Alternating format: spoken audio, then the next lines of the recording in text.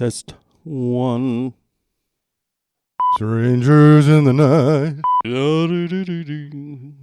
I only know words that I don't want recorded.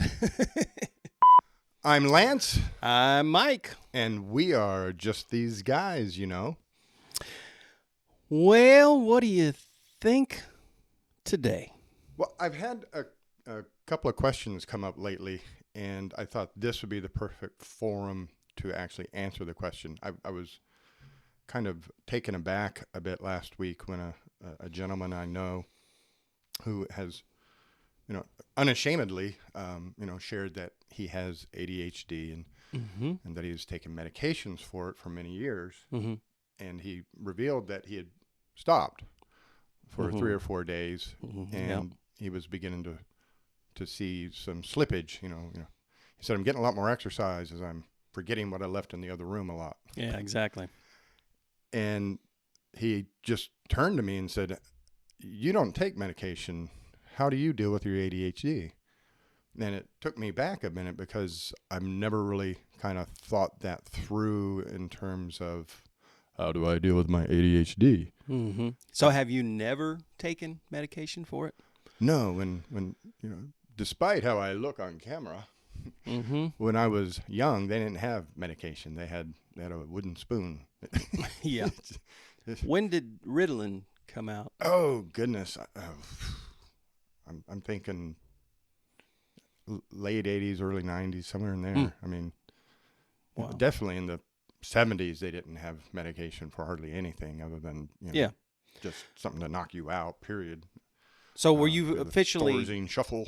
Yeah. Were you diagnosed ADHD? No. You just know for a fact because of what you know that there's no way you're not. Right. Hindsight 2020. And I'm, my mother, she kept all my report cards. Yeah. And so I found them one time and I was going through them and reading what the teachers wrote on my, first, second, third grade report cards. And, there's these small spaces to write stuff, and they're writing on the back of the report card. Just, he's a handful. All red. He needs to learn to sit still. He needs, and it's just, just looking back, I know that if I was born in the 90s or late 80s, that certainly I would have been diagnosed with ADHD at some point. But yeah. No, I've never had the diagnosis, and I've never really thought much about it. It's just kind of the way I am, and I've learned how to kind of manage and adapt to things to be successful, as I define success.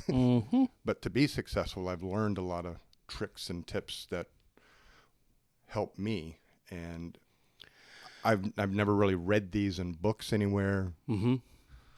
Well, as a fellow ADHD-er myself, I am definitely interested in hearing what you've got to say. I know there's a whole lot of us out there that are probably either undiagnosed or are diagnosed but would definitely prefer. I went through a period where I was taking a medication called Concerta. And the problem that I had was in my ADHD attempt to take medication, I would inconsistently take it. And so what would happen is I would take it too late in the day, and all of a sudden I'd find myself up at 3 or 4 o'clock in the morning, still not having gone to sleep. And I realized this isn't going to work. So I also had to figure out how to adapt. And for myself, everybody around me, that's who noticed whether or not I had taken my meds or not. It wasn't me even recognizing it. It was everybody else, especially Dawn, recognizing that she would ask me, "Did you take your medication?" Well, and speaking of ADHD, keep talking. And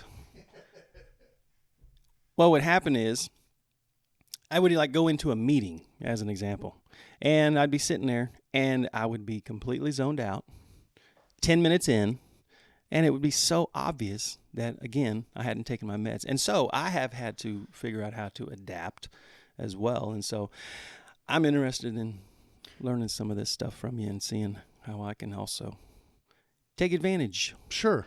So these are no particular order, just because I have ADHD, so my brain spits stuff out. And now the camera's on. Now the camera's on. I always forget something. Sure. Always forget something. Embrace it. Yes. It just creates more opportunity to be creative in the editorial process. Yes. So, first one here you're going to hate, but it makes perfect sense when you think about it from a different angle. Okay. Routine, consistency, and organization. Ooh, yeah. Now, here's why I say to adopt this. Because when you leave the office and you drive home, you're on autopilot. If you've made that trip, more than 2 weeks, yes, you get a new job and the new route home, and so you get to the office and you've got the note in your hand that says pick up milk on the way home. So when you go out to the car, you have every intention of pleasing the other person and buying the milk, but you go out, you get in the car, you start it up. You start driving, and the next thing you know, you're pulling in the driveway with the note in your hand. Still, I can't tell you how many times in a week I will do that. Now, we beat ourselves up for that, but what that illustrates is the power of routine and consistency. That when you do something routinely and consistently, you will start to do it automatically. Okay. Yeah. So I'm sure that I'm holding it up as an example, and you're beating yourself up for it, but I meant to use it as an example of the power of it. Yeah. No, I totally understand what you're saying. Keeping the same sleep-wake cycle. Okay. Regardless, it's Saturday, I get to sleep in. Keeping the same sleep-wake cycle gets your body in a routine and a rhythm of knowing when to be awake and alert and knowing when to go to sleep. And so that will help. I remember in graduate school, I turned in this paper. Let's say I turned in a paper, and the next day the professor caught me in the hallway and said, "Lance, that was an amazing paper you wrote until I got to page 3 and it stopped." Yeah. And he said, what happened? Did your printer fail? I said, no, it was 10 o'clock. And he said, what? I said, it was 10 o'clock. It's time to go to bed. Oh. And he stepped back like he can't believe I'm saying that to him. Yeah. I said, I know me, and I don't go to bed at 10 o'clock at night. I could have stayed up and finished the paper and got it in on the deadline, but it was 10 o'clock. If I stayed up and finished that paper, the next 3 days I'm going to be a mess. I've got tests coming up. I got other things to do. So if I had to sacrifice myself for this one paper, then I would have destroyed my opportunity to do the things I need to do the next 3 days. So at 10 o'clock, I stopped typing. I went to bed. And thankfully, he said, okay, can you get me the rest of it by Friday? Yeah.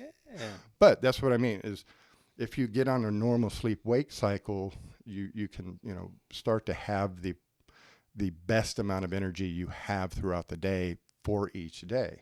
Yeah. Schedule chores that are done routinely and do them routinely. Otherwise, you start getting into that position where you're randomly forgetting stuff. And, sure. And so come in every day. I come in every day. First thing I do is I get the paper tray out of the printer, put in new paper, shove it back in. Because if I don't check that every morning, I'm not going to remember to check it throughout the day, and there's going to come a point where I'm out of paper, and I got to go find paper. And so any task that you can set up to be routine and consistent, if you start doing them routinely and consistently for a couple of weeks, then they become part of your autopilot mode. So would you say you're almost OCD with your ADHD? There are a whole lot of letters there. Yeah. No, I'm not locked into this. My day's ruined if I don't. But I know if I come home, I intentionally hang the keys in the same place every day. Yeah. And I have found them in the refrigerator. And I'm walking around. This morning when you arrived, I was running around looking for something. I didn't put it where I normally put it. So I spent the last 15 minutes trying to locate it. If I get in that consistent habit of setting things in the same place every time, that helps me because stuff goes on autopilot and I don't have to think about it. Yeah. I'm standing. I'm standing here and I can't help but chuckle because it's like I'm listening to someone describe my day. Right. And it is a ton of us out there, though. I hear people all the time say, you wouldn't believe how much time I spent this morning looking for my phone with the flashlight on my phone, Yeah. Well, walking around in the dark. and this is leading to something for your relationships, whether it's work or home. Yeah. But ask other people, please do not move things for me. If I set something down, even if it's absent-mindedly, I set it down, and I set it down in a place that maybe it doesn't belong. When my circus wheel of a brain gets back around to, oh, where'd I put my coffee cup? I will go to the last place I kind of remember it being. Sure. And if you were so gracious enough to take my coffee cup and go over to the coffee pot and refill it and set it by the coffee pot, I may not find it for a week because it was True. not where I left it. Yep. So it's and I'll walk by the coffee pot, but I won't see it. So, wow. are any of these helpful? Absolutely. Would you care to know more? I'm interested in knowing all you got on this subject. Because I'm telling you right now, I spend a ridiculous percentage of my time each day looking for stuff. It's and being frustrated with it. And so I'm not OCD when it comes to my ADHD. I'm quite the opposite. I need to get more consistent, become more routine. Need to. And want to. And at 55, I do believe you can teach an old dog new tricks. Well, and my approach to a lot of these things is give me 2 weeks. Do Sure. this for 2 weeks and then decide if you want to keep doing it or not. Sure. That's good. If you can do this for 2 weeks, maybe it helps, maybe it doesn't. Yeah. Yeah. Along with that kind of routine and consistency stuff, and other ideas just came to me, is the night before. Yeah. Take the 5 minutes to lay out what it is you're going to need in the morning. Yeah. And so it's funny is my son's developed a lot of the habits I have. And which is wonderful because he has ADHD out the wazoo. Right. But every night, What's up, Ryan? he lays out all his clothes, his tie, his shirt, his socks, his underwear. He gets the briefcase ready with his papers in it so that in the morning, there's nothing to think about. Yeah. Now, I didn't tell him to do that, but he's watched me do that enough that he now does it. Yeah. And so that way, when we can be consistent and routine and organized as much as possible, then that prevents issues later. Yeah, that's good. My mornings definitely go in a different direction, at least a different level of quality when I've got the first few things already tackled. Use reminders. Especially nowadays, use the technology available to you. And until I took the time to figure out Siri. Yeah. I was waiting for her to light up. On my phone, there were a lot of things. Yeah, I'll see you there. And then I forget. Yeah, I'll do that. And I forget. So I will intentionally, when somebody asks me to go somewhere, say, Siri, remind me, and set a reminder to do whatever it is I need to do. First thing I do when I get to the office is I go through and I set an alarm for every hour of something on my schedule, because there's a fair chance I'm going to forget or get wrapped up in something else and then look up at the time. Yeah.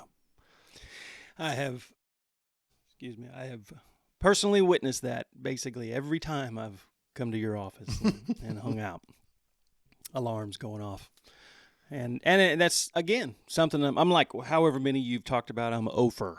Sure. And so it's pretty exciting to consider how much progress I can make in a really short amount of time just by simply putting some of these steps into action. That's a big one right there, though. And for me, technology has always been something that I've always been a little intimidated by, which is ridiculous. Sure. And there's no reason for it. And so I just have to change that perspective, and then putting that one into place, setting those alarms, setting those reminders, could be a huge organizer. Well, and an impediment to doing things like that for you and I in the past was the learning the technology and then taking the time to type in everything into your schedule, and that's an entire 30 seconds that's being wasted. Yeah. I don't have time for that. Like Jerry Lee Lewis, hell, I got to go. Just Yep. jump in the truck and run. Yep. But now with the talk technology that they have, you can just tell the phone, and I'm really avoiding naming her because she will light up. Yeah. But you can just tell the phone to put this on my schedule, or you're walking out the door and your mom says, "Hey, remember before you come home." And if you get in your truck and you just tell it to your phone, then the phone will remind you, and you'll look like, Prince Charming when you walk in the door with everything that was on the list. And who are you? Where is my husband? A long time ago, I bought a Ben Franklin planner organizer. And sadly, I know what Ben Franklin is. Yeah, and I believe I got through like 2 days worth of to-do lists on there, and then the rest of the pages are just doodle. And so this technology is an amazing thing to be able to do it easily. Well, there's no excuse. Well, and this is the crazy thing about it. The technology is great, and it's that fail-safe, but years ago, I had to do some research, and I chose this learning motivation behavior kind of program, and I was trying to find the simplest research I could do to get through this class, and I decided to test the effect of list writing on memory.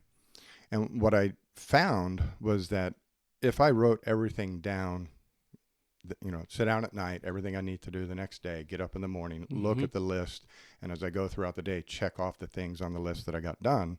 That simple exercise, which for somebody like you and I just takes so much commitment and time and patience, it's really difficult to use that list. But if I did the list, I didn't forget. And what I figured out was that the act of sitting down, staring at the paper, writing it on the paper, seeing what I wrote in the morning, reading it back to myself, I'm processing the list with more parts of my brain. So it was actually helping me remember because I was slowing down enough to process the data more efficiently. So writing the list meant I didn't need the list. But if I don't write the list, I need the list. Sure. You get that. Oh, absolutely. So what, in your opinion, would be some of the ways that you have put your ADHD to your advantage? Do it now. Yeah. Do it now. Yeah. Do it now. Yeah. That's it. One of the things that comes with ADD is a hyperfocus. And I'll hear parents oftentimes say, "He doesn't have a concentration problem. He'll sit there and play a video game for 3 hours." Right. Yeah. But if you are enjoying something, your mind will really lock in on that like a laser, and it will tune everything else out. I went home on a Friday. This is years ago when I was single. I went home on a Friday, bought a case of soda and a couple of frozen pizza because I'd just gotten a new Xbox game, and I was so looking forward to playing it. Yeah. Nerd alert. But I sat down Friday after work with my soda and my pizza and blinked my eyes, and it was Sunday at 5:00. What just happened? And so that's when I started setting timers when I play a video game, because the time I'm so locked in, I'm so interested, so focused on it that I lose all track of everything. And now, again, that sounds like an impediment. And then when you're trying to live life in the normal way, it is. Mm-hmm. But then there's power in that. So if you have projects to be done, the world says, make a list, make priorities, what's the most important thing, pick that thing up, work on it until it is done, and then go to the second item on your list. I scatter the stuff I need to get done out in front of me. Not piles like, a hoarder stuff, but here's this report I'm working on. Here's, a list of things for the podcast. And so visibly in front of me, I see my projects. So I told you a couple of weeks ago, if I put something in the drawer, it's gone. Right. If I can't see it, I will forget about it. So I'll have this list of things to be done. But when I approach the list, I do what I feel like doing. Because in that moment, I will be able to bring this powerful concentration and focus. My work will be richer, more in depth, and it will get done faster. So another personal example, when I was working for this HMO, I was sitting in my office throwing pencils into the ceiling because it's so boring. Yeah. And I got up. I said, I can't do that. I'm the chief psychologist here. So I go out and I ask the director, I said, is there any other things I could be doing with my free time just to fill in? And she said, she took me over to this wall where there are these brochures. And there's one on depression and one on anxiety and just various mental health brochures. And she said that the psychologists who have worked here have written these. And if you would like, you could probably go through and kind of update them, maybe, take a look. So I said, okay. So I picked up the one on depression, went back to my office, read it, pulled up a template, began retyping, thought of some new ways to say things, jazz it up a little bit, move some things around, printed it out. I went back to her and handed it to her. And I said, is this what you were referring to? And the look she gave me, just like I had come in out of, the outer space. Eyes were big. She's just staring at me, mouth agape. And she slowly reached out and took the document from me, still making eye contact with me, just in case. And then she glanced down and she read it and she looked at the back and she read it and she handed it back to me and said, yeah. And I said, I don't understand. You're looking at me very strangely. Yeah. And she said, well, in the past, when we would give this to a psychologist to do, we wouldn't get it back for 30 days. And it's only been 30 minutes. Yeah. And so in that moment that I'm interested in doing something, sure, the brain comes alive. Yeah. I experience that once a week for 30 minutes on a Sunday morning. Right. Where I am really, and I'm amazed myself, not to sound, that I don't even like the way that sounds for me to say, I'm amazed at what I've just, but for 30 minutes, I'm hyper focused on everything that I've crammed in and then whatever is coming to the surface, because I'm really trying not to use much notes and, just the scriptures and a few turns here, but I'm hyper focused, which is exactly why I'm completely wiped out. Sure. When it's all said and done, the rest of the day, I'm pretty much toast. Don't even ask me to try to think about something the rest of a Sunday. But yeah, that hyper focus is pretty incredible. That's why I've told you for a long time now that when you are speaking, when you're in that building, when I'm in the building, when people are in the building and you're speaking, it's a moment. Dude, it is powerful, it's impactful. And I've told you that if you lined up a video of Creflo Dollar, Joyce Meyer, Steve Furtick, and then Mike Snow on a Sunday morning, nobody would know the difference between these pastors. They're all the same quality. They're all the same level. And that's the power of that hyper focus, is it allows you to bring all of this to the moment and bear such great fruit. One of these days, I'm actually going to believe you when you say that. It's still a work in progress getting there. So real quickly with the ADHD stuff, that camera has been off for a long time. Yeah, This one's still good. This one's still good. That one's still good. That one's still good. And I'm perfectly okay with that one not being on. Oh, you got a backup there, though. I did this time. Dang, look at you. See? Using tools to your advantage. Now, you're impressed, but in my mind, because of the ADHD, we've only been doing this for a couple of months. Sure. Why didn't I think of all of that 2 months ago?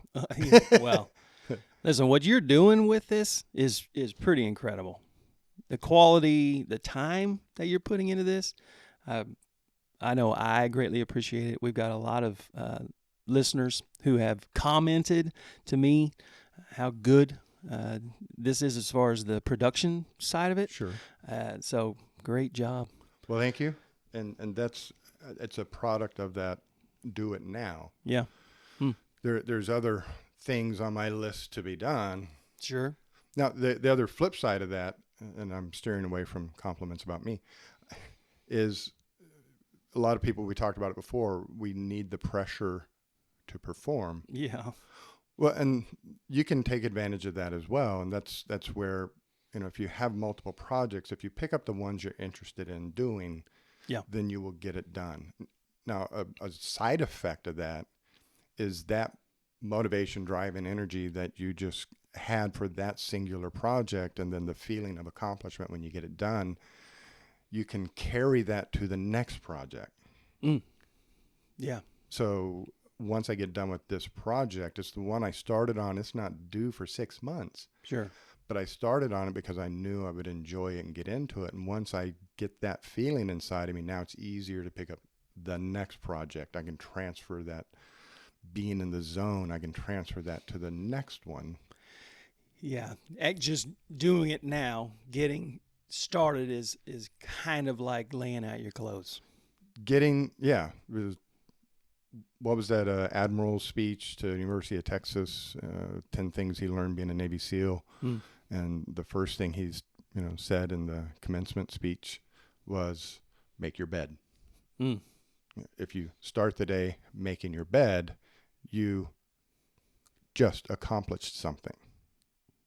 Good. And now that you have that small sense of feeling accomplished, you can go to the next task and the next task and the next task. And so the making the bed, the laying out the clothes are inconsequential in the bigger picture of things, but what they're providing you is a sense of accomplishment. Plus, now that's something that you don't have to think about. It frees the mind for other things. Sure. Yeah. I read a quote a couple days ago. It said, when you change the way you think about things, the things you think about change. And so this is an organizing of the things we think about. Right. And it helps us to make the changes that are necessary, that we want. I know I want them. And so this has been great. Very helpful. Thank you, Doc. You got a scripture wisdom to tie it all together?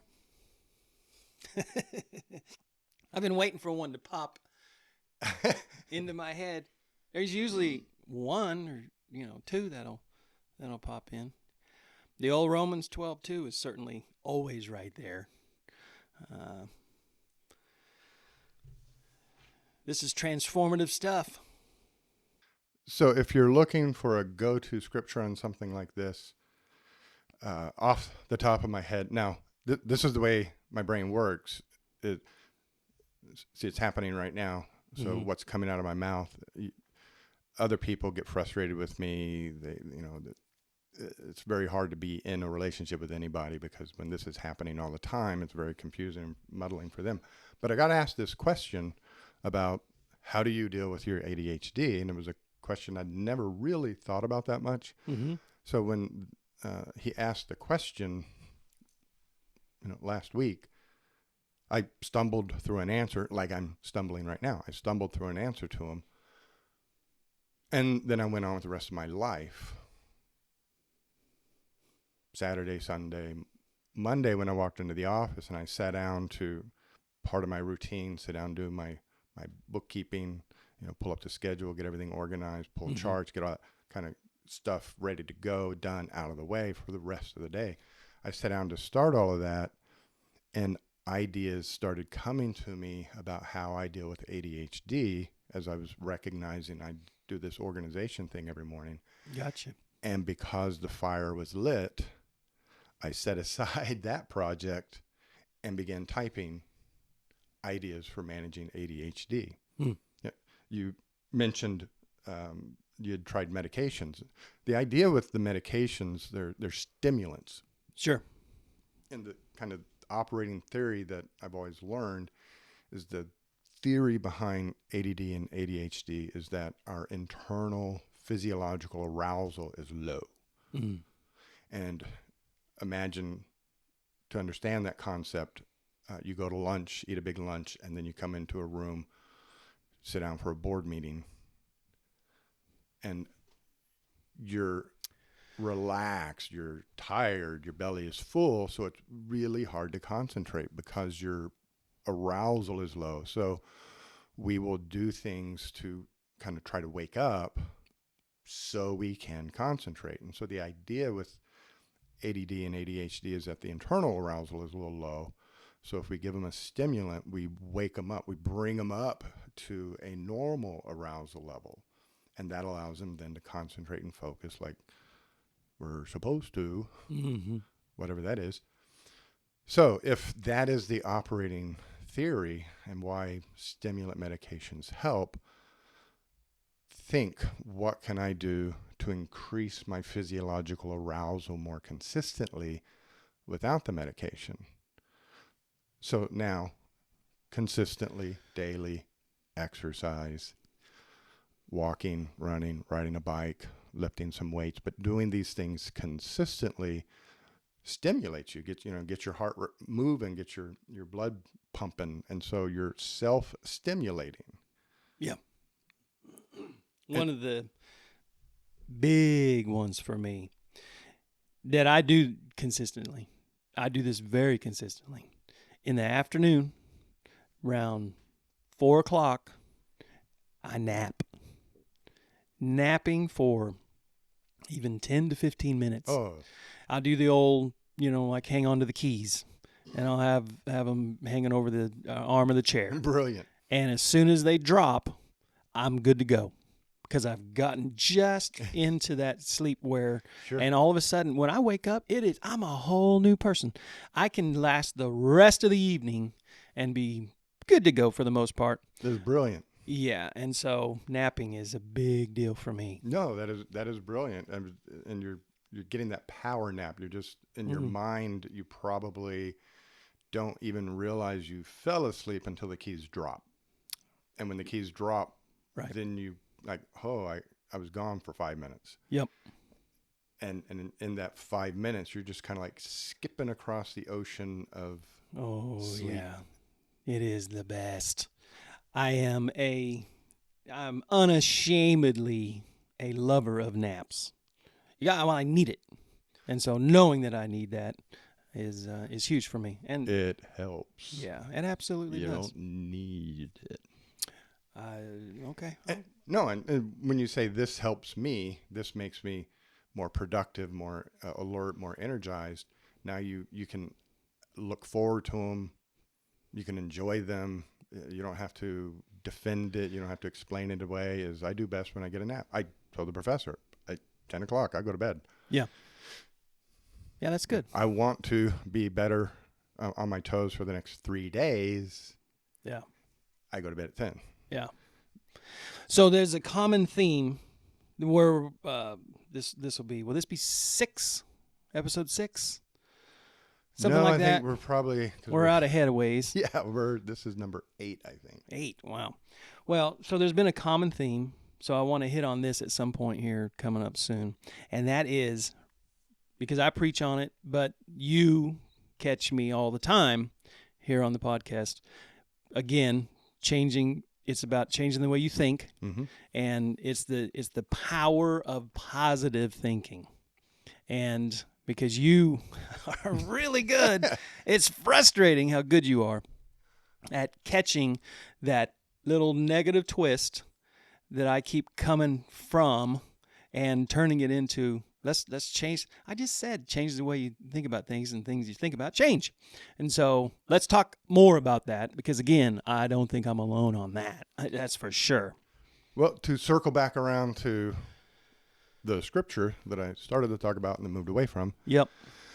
The one that's always kind of a go-to for me is as a foundation and to build on with everything we talk about and this. Now, the audience needs to notice these ideas did not come out of a textbook. Right. This is just tried and true self-reflection over the last 30 years, how I've managed to function well, get through graduate school, get through the military, be a chief psychologist for an HMO, run a practice. These are the things that I have adapted to do to help me be successful. Sure. So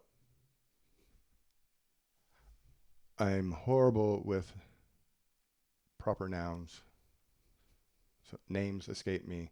Specific scriptures is hard to quote them. Mm-hmm. But I don't care. When Jesus was talking, he wasn't quoting numbers. That's right. We were writing them down for him. But there's a proverb. A man without self-control is like a city who's been broken into and walls have been laid bare. Yeah. So if you take that analogy, back in the day, why did cities build walls around them? And that was to protect them from outside attack. Right.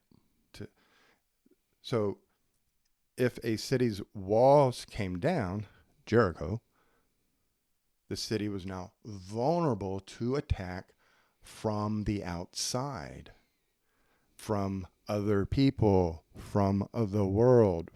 So a man without self-control is vulnerable to attack from others, is vulnerable to attack from the world. Mm-hmm. So if I am struggling with things in my world, rather than going out and attacking other people, rather than going out attacking or blaming the world, if I want to be successful, I develop self-control. Yeah. Then my walls around my city are up and I am safe. I am invulnerable. I am impervious to attack from other people. What you say does not bother me. You bet. Because I am in control of myself. Yeah. And that's kind of the theme of all of this is these are great ideas, but unless I begin applying them consistently for a couple of weeks at least to start seeing how they benefit me, then they're just great ideas on a piece of paper or a podcast that I heard one time. And the guy said, set an alarm. That's all I remember. Yeah. But if I have the self-control to consistently apply some of these techniques to my daily life so that they start to become the new routines and the new habits, then without that self-control, I just remain if I'm vulnerable to attack from other people, if I'm vulnerable to attack from the world, then what needs to change?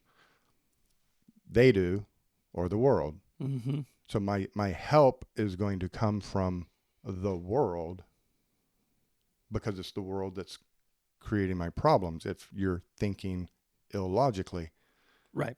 So now I need medication to help me with this internal situation because I was born with it. It's not my fault. And so this just keeps us focused on outside of us, external forces, whether attacking us or we need to see a doctor who will fix this for me, or we need to see a different doctor, or we need a different medication.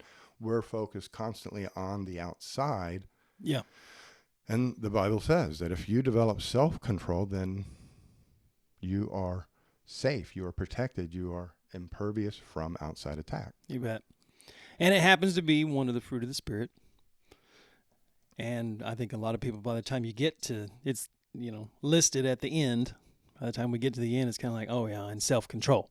But I look at it as a crescendo. Sure. Where all of these lead, love, joy, peace, patience, all of it leads to almost a exclamation point of this is how you live. And then that self-control. And man, what a huge thing. Well, I hope this has been helpful for people. I had a reminder from somebody the other day who said that they didn't understand how YouTube worked. And when they would try to find one of our videos, they would go to YouTube and they were just completely lost.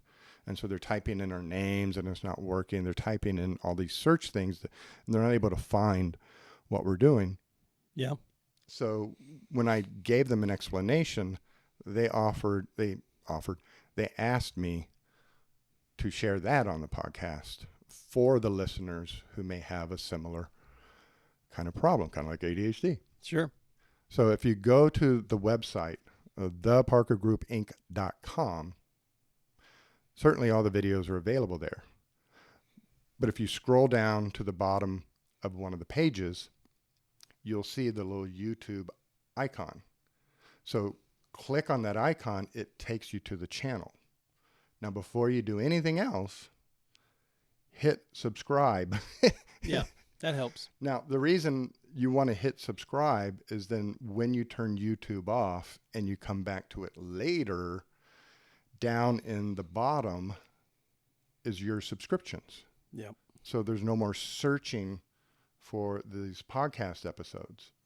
The second thing that they ask that I share with you guys is once you go to that YouTube channel and you've already subscribed to it, there are options of how to view the videos on the YouTube channel. There's main, there's videos, and then there's playlists. So the main throws up the first 10. The videos throws up all the videos ever created. But if you click on playlist, I've divided the YouTube channel into 3 different playlists. And one of those playlists is the podcast. So if you click on playlist and click the podcast playlist, then all you're going to see are the podcast videos that Mike and I do. So again, take 5 minutes to get organized. And then for the next 3 years, it's a simple task of bringing the videos up. Yep. Good stuff. All right. Well, I'm Lance. I'm Mike. And we are just these guys. Be sure to, if you've managed to stay in the video this long with us or on the podcast this long, do take the extra 5 seconds to follow us on Facebook or follow us on the YouTube channel, subscribe or follow on your podcast provider so that you get alerted when these things come up, and do share. If we've told you anything interesting, chances are 5 people who would benefit from it as well. Right. And take a moment to like or share this with other people. And thank you for doing that. We'll see you on the next podcast.